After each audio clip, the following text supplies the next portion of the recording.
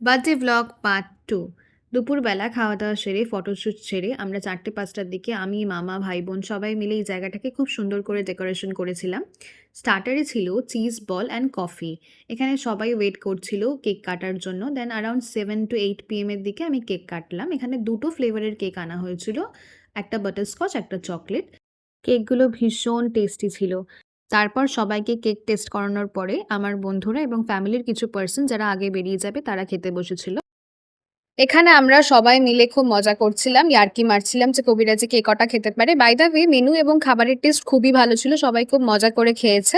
Unfortunately আমার কাছে খাবারের কোনো ক্লিপ ছিল না। বাট ডেসক্রিপশনে আমি মেনুটা দিয়ে দেব। মেইন শো স্টপার ছিল কবিরাজি and mutton. Family and friends নিয়ে সুন্দরভাবে জন্মদিনে খুব মজা করলাম। সবাই যে আসতে পেরেছিল এটাই অনেক। দেখা হচ্ছে পরের ভ্লগে। ও ক্যান্ডিড ছবিগুলো আপনারা দেখতে ভুলবেন না।